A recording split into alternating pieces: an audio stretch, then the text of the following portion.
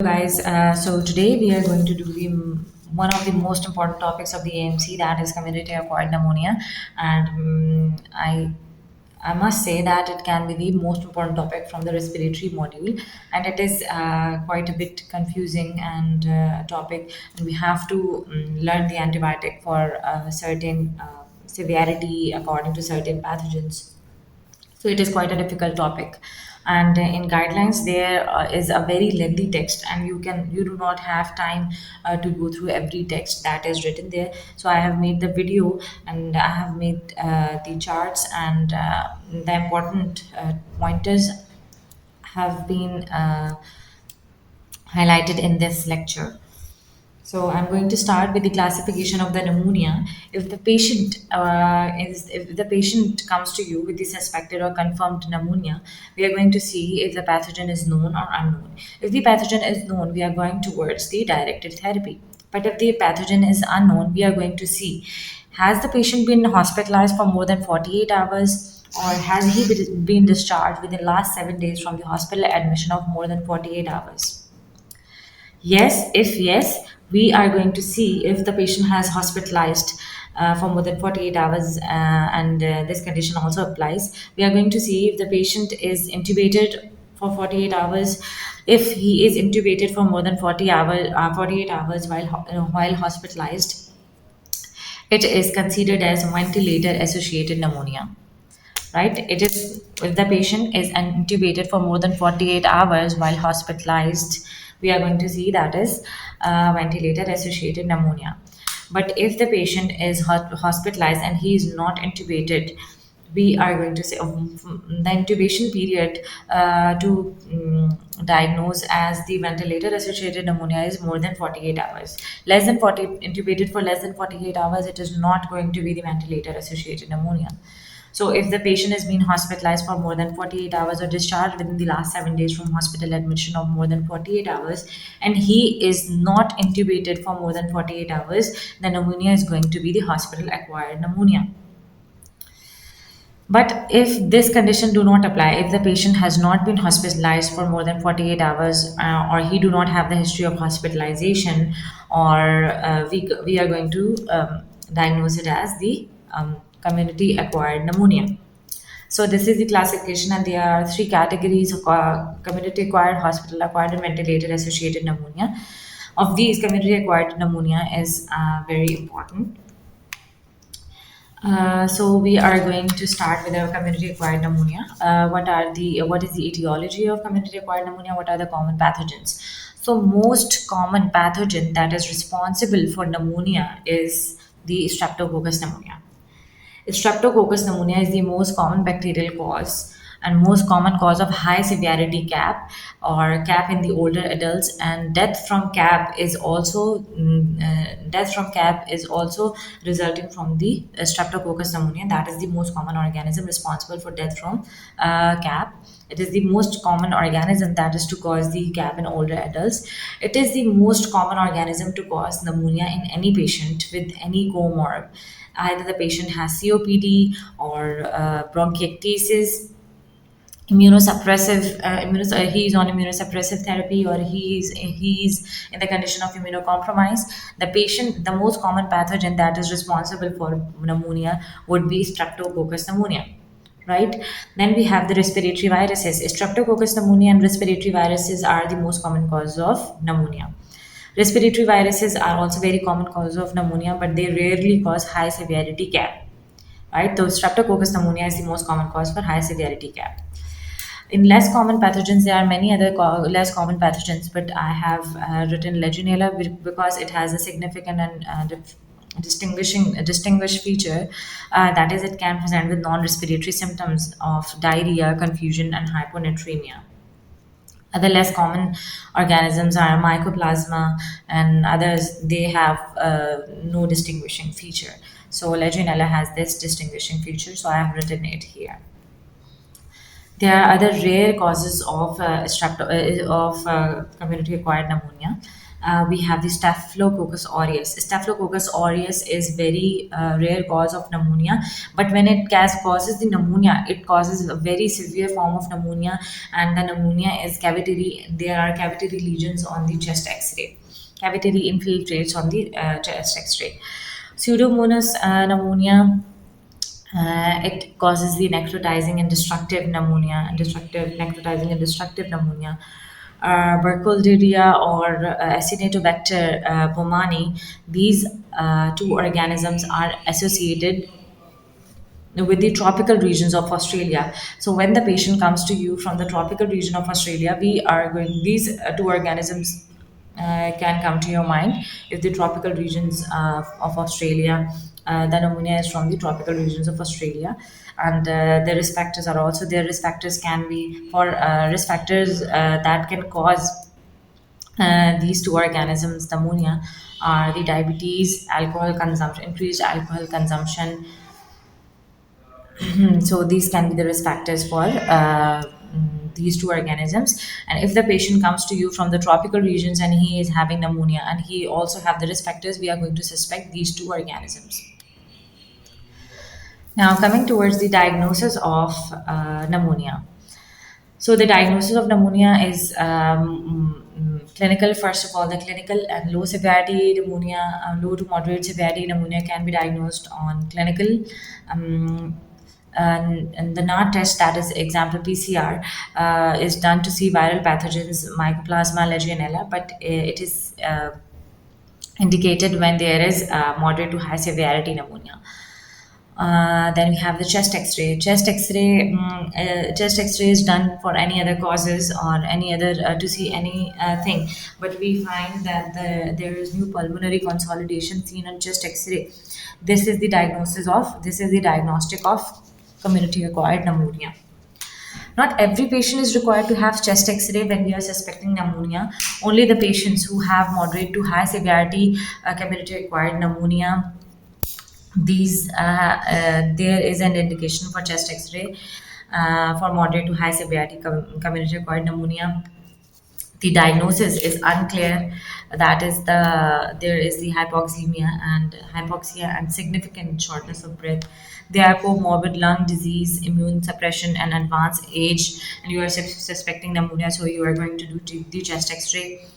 The patient is not improving on the drug therapy, and imaging was not done previously and the patient is not improving, then we are going to do the chest X-ray.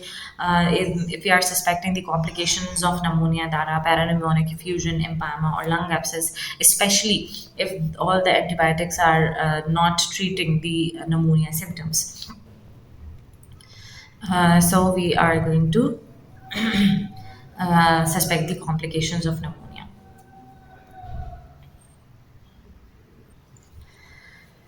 Then there is a sputum gram stain and culture. It is done in high severity community-acquired pneumonia. Blood culture is done in moderate to high severity pneumonia, and the two blood cultures are taken from two different sites before the administration of antibiotics. Sputum culture is also indicated before the administration of antibiotics, but we should not delay the antibiotics in cases of sepsis and septic shock to gain the sputum culture. Pneumococcal urinary antigen assay to identify the Streptococcus pneumonia in high severity community-acquired pneumonia.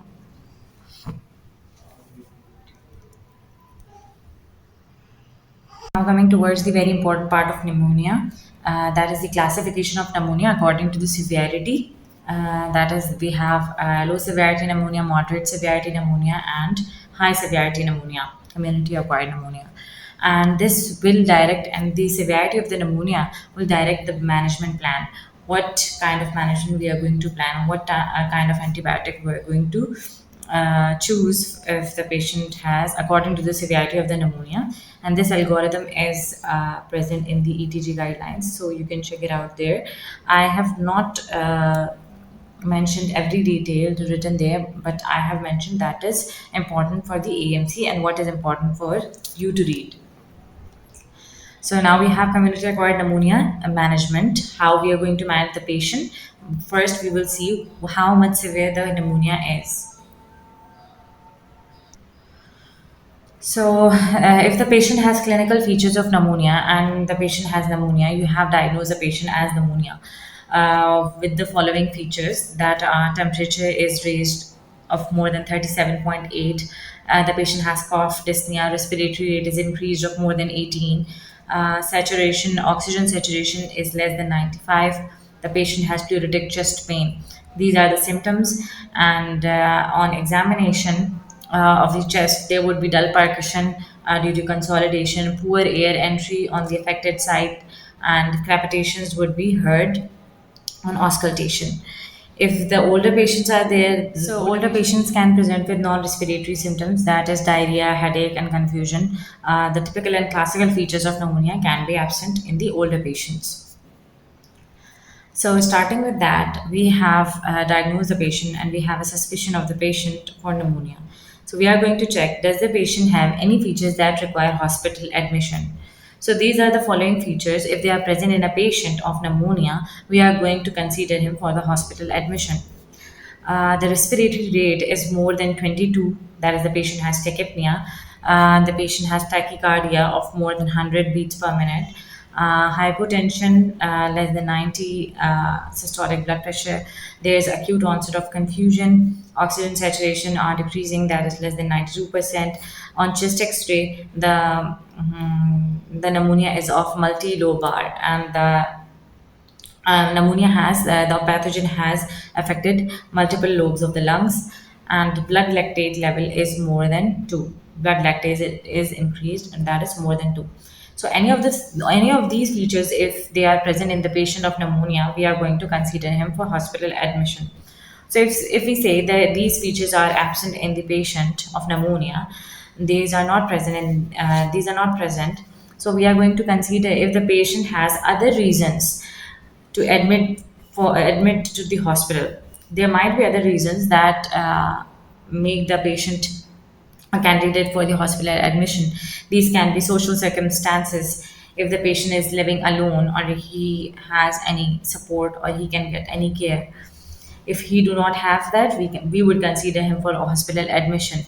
If the patient is older in age, or a patient has any comorbs, or he can able to he or he is he able to tolerate oral therapy or supportive oxygen, if the patient needs supportive oxygen, and what is the functional status. If any of these reasons are present in the patient, after these features, if these features are not present in the patient, if the above features are not present in patients, but these features are present in the patient, we can consider him for the hospital admission in under the heading of low severity community acquired pneumonia with hospital admission requirement.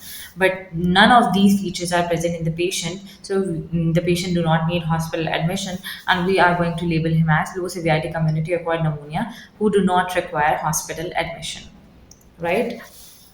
Now we are going, and now if the patient has these features, any of these features present in him, we are going to move forward if the patient has any red flags. So if the patient requires hospital admission, we are going to see if the patient requires hospital admission in the ward admission, or he needs intensive care. That is, if the patient has moderate severity pneumonia or high severity pneumonia.